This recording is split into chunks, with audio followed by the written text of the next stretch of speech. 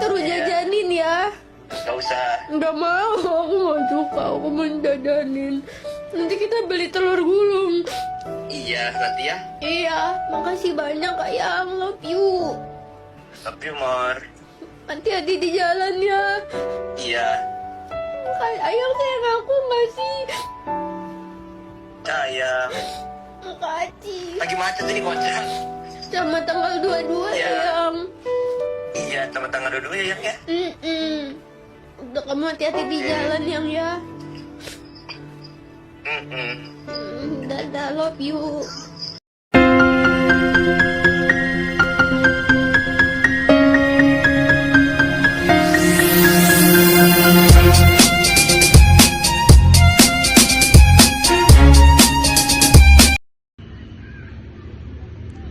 Halo kawan-kawan, kalian sadar nggak kalau masyarakat kita seringkali menolak godaan makanan ringan berminyak, apalagi saat waktu kita santai. Sebuah kebiasaan yang sudah mengakar kuat sebagai pilihan ngemil. Dari sekian banyak pilihan camilan gurih yang digoreng, ada satu jajanan legendaris yang tetap eksis dan digemari lintas generasi, yaitu telur gulung.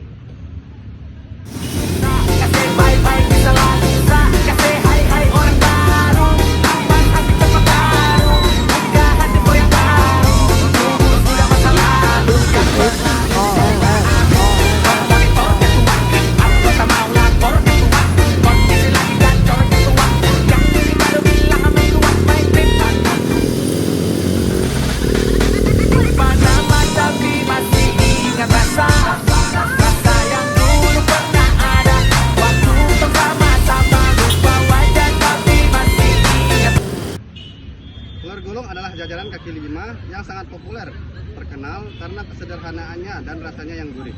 Dibuat dari kecocokan telur yang dibumbui kemudian digoreng tipis di wajan panas dengan minyak yang cukup banyak, lalu digulung secara cepat menggunakan tusuk sate. Cemilan ini menawarkan tekstur yang unik. Bagian luarnya sedikit renyah, sementara bagian dalamnya lembut dan fluffy.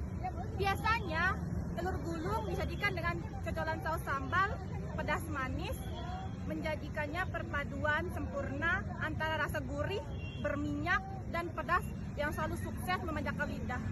Membuktikan bahwa kenikmatan sejati seringkali datang dari hal-hal yang paling sederhana.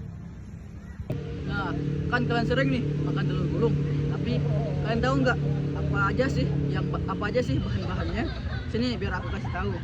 Bahan-bahan telur gulung itu ada telur, garam, bumbu penyedap, lada, dan air. Nah, kawan-kawan, meskipun bahan utama telur gulungnya itu telur dan air yang secara alami kaya akan protein, lemak, vitamin A, vitamin D, serta mineral penting dari telur.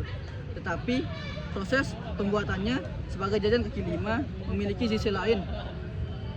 Beberapa penelitian menemukan bahwa akibat faktor kebersihan dan kotoran yang berterbangan di jalan serta penggunaan minyak yang berulang, jajanan ini berpotensi terkontaminasi oleh mikroorganisme patogen seperti bakteri Salmonella sp, Escherichia coli, dan Chirobacter friendly yang menyoroti pentingnya kebersihan dan sanitasi dalam pengolahannya. 3. Biasanya, telur gulung kurang lengkap kalau tidak menggunakan sambal atau mencocol saus sambal.